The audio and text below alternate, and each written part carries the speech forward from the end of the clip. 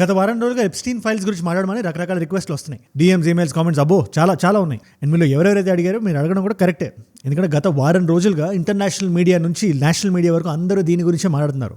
Years after the convicted Jeffrey Epstein's death, the newly released Epstein files are now being called one of the biggest document dumps in modern American legal history.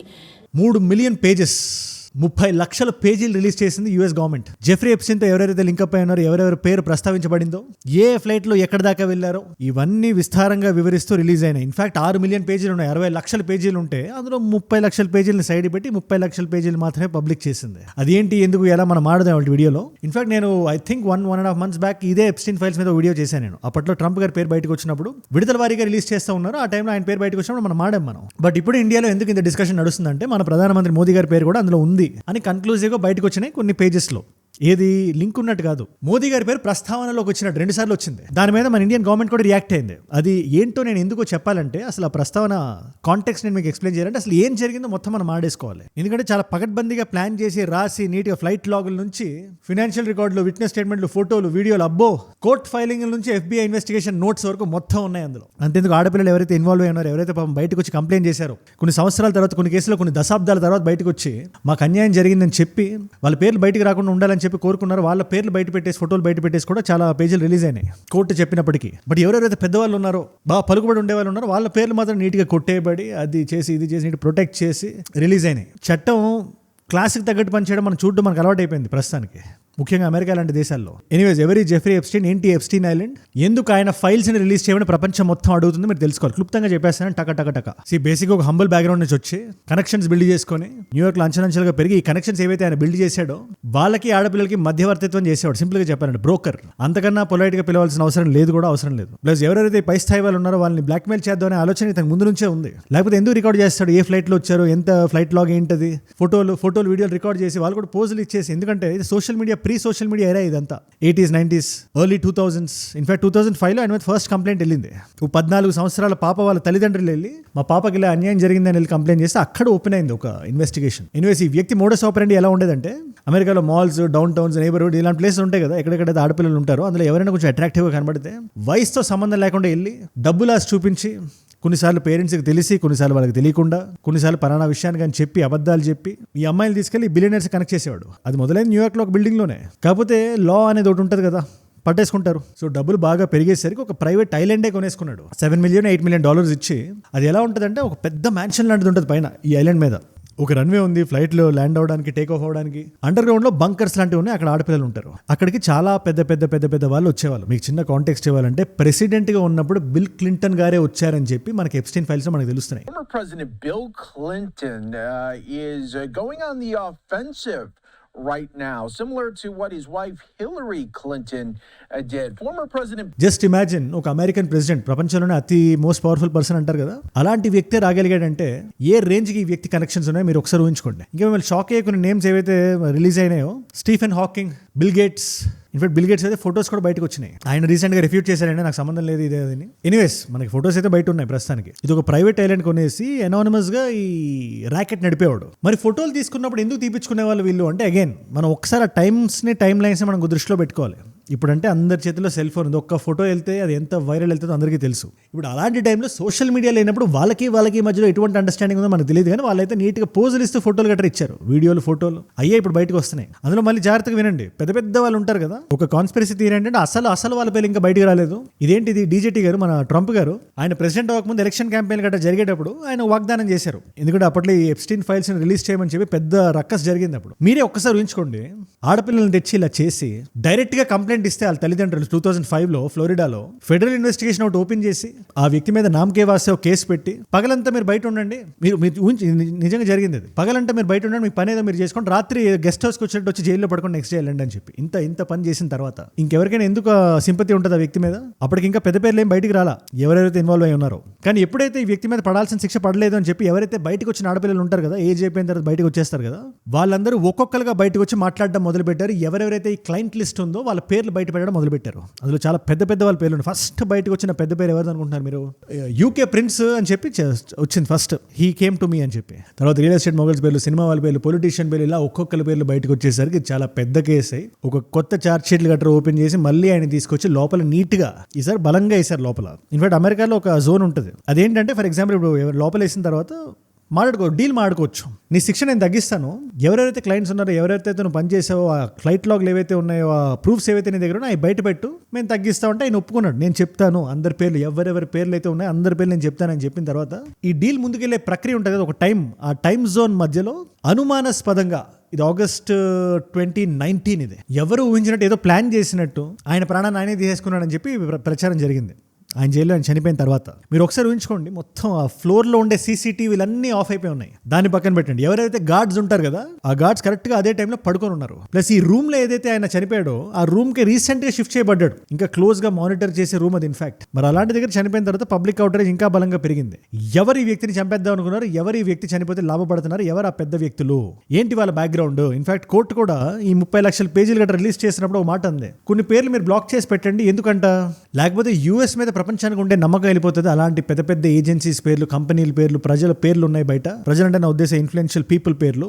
ఆ పేర్లు మటుకు మీరు black చేయండి. ఆడవాళ్ళ పేర్లతో పాటు ఆడవాళ్ళ safety కూడా మనకు చాలా ఇంపార్టెంట్ అని ఒక రూల్ పాస్ చేసి రిలీజ్ చేస్తే ఇట్ సైడ్ అన్నీ నీట్గా బ్లాక్ చేసేసి కొన్ని ఫోటోలు బయటకు వచ్చాయి. బిల్ గేట్స్, బిల్ క్లింటన్ ఇలాంటివి బయటకు వచ్చాయి. మీరు ట్రంప్ గారు చూసుకుంటే ఎప్స్టీన్తో కలిసి ఉండే ఫోటోలు అలాంటివి బయటకు వచ్చాయి, కానీ ఇట్లాంటి ఫోటోలు ఏం బయటికి రాలా. బట్ ఈ ఆడపిల్లల ఫోటోలు ఉంటాయి కదా, వాళ్ళ ఫోటోలు అన్ని సిగ్గు లేకుండా నీట్గా మొత్తం ఎంతో ప్రైవేట్గా ఉండాల్సిన ఫోటోలు కూడా రిలీజ్ చేశారు, ఎటువంటి రెస్పాన్సిబిలిటీ లేకుండా. ఇది నాకు చాలా బాధ అనిపించింది. అండ్ ఇవంతా ఇప్పుడు బయటకు వచ్చాయి కదా, మీరు ఒకసారి క్రొనాలజీ చూడండి. ఆడపిల్లలకి బ్రోకరిజం చేశాడు, దొరికిపోయాడు, డీల్ మాట్లాడుతున్నాడు, మాట్లాడే క్రమంలో చచ్చిపోయాడు. ఇన్ఫాక్ట్ నేను అనుకునేది ఏంటంటే ఆ రోజు ఆ వ్యక్తి ఏ రోజైతే చచ్చిపోయాడు ఆ రోజు చాలా మంది ఇన్ఫ్లుయెన్షియల్ పీపుల్ సేవ్ అయిపోయారు. ఎందుకంటే ఈ ఫొటోస్లో maximum number of people black అయిపోయి ఉన్నాయి. ఇప్పుడు ఇందులో ఒకసారి మన ఇండియన్ కాంటెక్స్ట్ మనం మాట్లాడుకోవాల్సి వస్తే మోదీ గారి పేరు ప్రస్తావించబడి ఉంది. ఆయన ఫొటోస్ లేవు, వీడియోలు లేవు. రెండు కాంటెక్స్ట్లో, ఒకటి మన అనిల్ అంబానీ గారు ఉన్నారు కదా, ఆయన ఎప్స్టీన్తో మాట్లాడుతూ ఒక కాంటెక్స్ట్లో నాకు చాలా పవర్ఫుల్ పొలిటీషియన్ ఒక వ్యక్తి తెలుసు, ఆ వ్యక్తి పేరు ఇది అని చెప్పే ప్రస్తావన ఒకటైతే ఇది ఆన్ రికార్డ్ ఉంది. రెండోది మోదీ గారు ఎప్పుడో ఇజ్రాయెల్ వెళ్తే ఆ కాంటెక్స్ట్లో జరిగిన కాన్వర్జేషన్లో నాకు బాగా తెలిసిన ప్రైమ్ మినిస్టర్ అని చెప్పడం ఏదో జరిగింది. దీన్ని ఇండియన్ గవర్నమెంట్ రెఫ్యూట్ కూడా చేసింది. ఇవన్నీ బేస్లెస్ ఎలిగేషన్స్ ఇవి బై ఎ కన్విక్టెడ్ క్రిమినల్. అది మీరు రిలీజ్ చేస్తారు బయటకు అని చెప్పి క్వశ్చన్ కూడా చేశాం మనం. As Ministry of External Affairs has dismissed the emails, it has called them, and I'm quoting, trashy ruminations by a convicted criminal. In fact దీని మీద కూడా ఇండియాలో మాట అనుకుంటున్నారు, కానీ మోదీ గారి డైరెక్ట్ ఇన్వాల్వ్మెంట్ లేదు. ఆయన పేరు ప్రస్తావన ఉంది, దాంట్లో కూడా ఎంతవరకు నిజం ఉందా లేదా మనకు సమయం సమాధానం చెప్తుంది. అండ్ దీని అంతటికి సూత్రధారు డీజేటీ గారే కదా, ఆయన ఏమన్నారు, ప్రామిస్ చేసినట్టే నేను రిలీజ్ చేస్తానని చెప్పారు. చాలా డిలే చేశారు, బట్ ఆయన చెప్పినట్టు రిలీజ్ చేశారు. ఆయన ఇన్ఫాక్ట్ ఆయన ఫోటోలు కూడా రకరకాల ప్లేసుల్లో ఉన్నాయి ఇదే ఎప్స్టీన్ ఫైల్స్లో. ఆయన పేరు ప్రస్తావన ఉంది, ఫోటోలు ఉన్నాయి, కలిసినట్టు ఉంది, అన్నీ ఉన్నాయి. దానికి ట్రంప్ గారు చెప్తున్న ఆన్సర్ ఏంటి? He's very clear. ఇందులో ఏదైనా కన్క్లూజివ్ ప్రూఫ్ ఉందా? నేను ఒక రిచ్ బిజినెస్ మ్యాన్ని, రియల్ ఎస్టేట్ చేసుకునేవాడిని, న్యూయార్క్ లో మంచి పలుకుబడి ఉండే వ్యక్తిని, ఆ వ్యక్తి కూడా అంతే. ఇప్పుడు ఇద్దరు ఇన్ఫ్లుయెన్షియల్ పీపుల్ ఉంటే వాళ్ళు కలిసి మాట్లాడడంలో ఎటువంటి తప్పు లేదు కదా. ఆ వ్యక్తి ఏ తప్పు చేస్తాడో నాకు ఆ టైంలో ఏం తెలుసు, నాకు ఖచ్చితంగా నేను అటువంటి దాంట్లో ఇన్వాల్వ్ అయ్యి లేనని చెప్పి డీజేటీ గారు నిక్కచ్చిగా బల్లగుద్ది చెప్తున్నారు. I never had the privilege of going to his island, and I did turn it down, but a lot of people in Palm Beach were invited to his island. In one of my very good moments, I turned it down. I didn't want to go to his island. In fact ఒక తప్పుడు ప్రచారం ఏం జరుగుతుందంటే ఈయన సొంత కూతురుతో ఉండే ఫోటోలు పబ్లిక్ చేసి దాన్ని మిస్ఇంటర్ప్రిట్ చేస్తారు. అలాంటివి దయచేసి చేయకండి ఎవరు. That is Ivanka Trump in those photos. ఇప్పుడు 3 క్వశ్చన్ జనరల్గా అందరికీ వస్తాయి. క్వశ్చన్ నెంబర్ 1, ఎప్స్టీన్ మరణం నిజంగానే సహజంగా జరిగిందా లేదా అనుకున్నట్టుగానే రిపోర్ట్ చేసినట్టే జరిగిందా అంటే కాదని మెజారిటీ పీపుల్ చెప్తున్నారు. అన్ని విషయాలు కోఇన్సిడెంటల్గా కన్వీనియంట్గా ఒకేసారి జరగవు కదా అని చెప్పి వాళ్ళ సమాధానం. దీని మీద మీరేమంటారు నాకు కింద కామెంట్స్లో రాయండి. రెండో క్వశ్చన్, మీరు బ్లాక్ చేస్తే అన్ని పేర్లు బ్లాక్ చేయాలి కానీ కొన్ని పేర్లు మాత్రమే బ్లాక్ చేసి మిగిలిన పేర్లు ఎందుకు ఓపెన్ చేశారు? అంటే ఆ బ్లాక్ చేసిన సంస్థలు కానీ పేర్లు కానీ ఏంటి? ఏ కంపెనీ పేరు బయటకు వస్తే అమెరికా మీద నమ్మకం పోతుందని చెప్పి కోర్టులు అనుకున్నాయి. ఇది రెగ్యులర్, ఇది మన భారతీయులే కదా, అమెరికన్ ప్రజలు కూడా అడుగుతున్నారు. ఇకపోతే 3వ క్వశ్చన్, నిజంగానే ఆ ఆడపిల్లలు ఎవరైతే ఉన్నారో చిన్నపిల్లలు వాళ్ళకి న్యాయం జరిగిందా లేదని మీరు అనుకుంటున్నారు? ఇది ఎందుకంటే వాళ్ళు అన్ని విడిచి ధైర్యంగా వచ్చి బయటకు వచ్చి కంప్లైంట్ చేశారు. అలా కంప్లైంట్ చేసిన తర్వాత కూడా మీరు వారి పేర్లని బ్లాక్ చేయకుండా అలా ఫోటోలని వీడియోలు బయట వదిలేశారు. ఇన్ఫాక్ట్ ఇది ఎలా ఉందో తెలుసా, నాకు కొంచెం వైల్డ్గా ఉండొచ్చు థియరీ, బట్ ఎవరైతే పెద్దవాళ్ళు ఉన్నారో మీరు బయటకు వచ్చి కంప్లైంట్ చేస్తారు కదా, మీ ఫోటోలు, మీ పేర్లు, మీ వీడియోలు బయటకు వచ్చేలా మేము చూస్తామని చెప్పి వీళ్ళు చెప్పినట్టు ఉంది. ఒక చిన్న ధమ్కి ఇచ్చినట్టు ఉంది ఇది. ఎనీవేస్ మనం ఇండియా గురించి మాట్లాడుతున్నాం కాబట్టి 3 మనకు తెలిసినవేంటి మనకు తెలియనివేంటి మనం క్లియర్గా మాట్లాడుకోవాలి. 100% వి నో మోదీ గారి పేరు ఎప్స్టీన్ ఫైల్స్ లో ఉంది. అది దాని కాంటెక్స్ట్ ఏంటంటే డిప్లొమసీ గురించి, ఒక స్టేట్ విజిట్ గురించి. భారతదేశం ఎటువంటి ఇన్వాల్వ్మెంట్ కూడా లేదని చెప్పి రిజెక్ట్ చేసింది. అది ఉందా లేదా మనకు తెలియదు. Indian government told it. మనకి ఖచ్చితంగా తెలియని విషయాలు ఏంటంటే డైరెక్ట్ కాంటాక్ట్ ఉందా లేదా ఇప్పటికీ మనం చెప్పలేం, ప్రూవ్ చేయలేం మనం. ఎప్స్టీన్ కి మోదీ గారికి మధ్యలో ఏదైనా మీటింగ్ జరిగిందా లేదా కూడా మనం ఎటువంటి కన్క్లూజివ్ ఎవిడెన్స్ లేదు, దాని ప్రస్తావన కూడా లేదా ఫైల్స్ లో. మీరు ఒకసారి వెతకండి, మీరు గిస్లైన్ మ్యాక్స్వెల్ ట్రయల్ అని చెప్పి అమెరికాలో ఏదైనా న్యాయబద్ధంగా జరుగుతుంది, తప్పు చేసి ఎవరికైనా శిక్షలు పడతాయి అంటే ఒకసారి మీరు చూడండి. ఫస్ట్ కంప్లైంట్ చేసిన అమ్మాయి పరిస్థితి ఏంటి నేను చెప్పడం కదా, మీరు ఒకసారి చూడండి. Today with the associate of convicted Jeffrey Epstein, Ghislaine Maxwell, asking a federal court to toss out her trafficking conviction from 2021.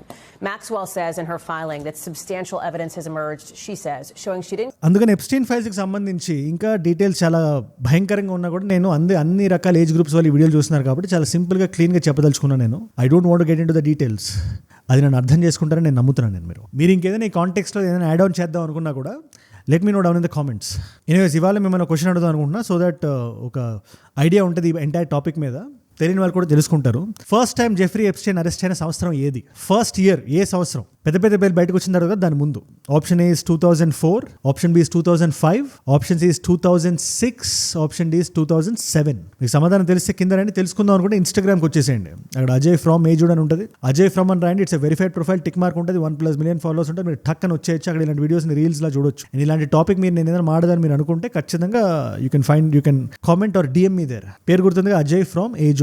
And మీరు ఇక్కడ దాకా ఈ వీడియోలో వచ్చారంటే ఈ వీడియోస్ నుంచి మాక్సిమం వాల్యూ మీరు పొందుతున్నారు. ఇలాగే ప్రపంచంలో జరిగే ఎటువంటి టాపిక్ మీదైనా ఫుల్ క్లారిటీ ఒక 10-15 నిమిషాల్లో వచ్చేయాలని చెప్పి మీరు అనుకుంటే కింద కనబడే సబ్స్క్రైబ్ బటన్ నొక్కి పెట్టేసుకోండి. సబ్స్క్రైబ్ చేశారుగా, డన్. ఇది కొత్త వాళ్ళకి మాత్రం చెప్తున్నా. నేను మీకోసం 2 వీడియోస్ పెడుతున్నా, జియో పొలిటికల్ వీడియోస్ ఇవి. బంగ్లాదేశ్కి అమెరికాకి మధ్యలో ఒక సీక్రెట్ డీల్ ఒకటి నడుస్తుంది. దాని మీద నేను మాట్లాడాను. నేను టారిఫ్లు భారతదేశంగా తగ్గించడానికి ముఖ్యంగా ఒక ఎడ్జ్ ఇవ్వడానికి బంగ్లాదేశీ టెక్స్టైల్స్ మీద. అది కాకుండా ఇంకో జియో పొలిటికల్ టాపిక్ ఇక్కడ ఉంది. మీకు రెండిట్లో ఏ వీడియో ఇంట్రెస్ట్ ఉంటే ఆ వీడియోని చూడండి. నేను మళ్ళీ రేపు మిమ్మల్ని ఇంకో వీడియోతో కలుస్తా. మనందరం కలిసి పెరగాలి, కలిసి ఎదగాలి. Let us all grow together. Let us all rise together. Rise above ignorance. Rise above arrogance. Rise above hate. Jude ante manam. Jai Hind. Jai Bharat. Jai Anjaneya. Om Namah Shivaya.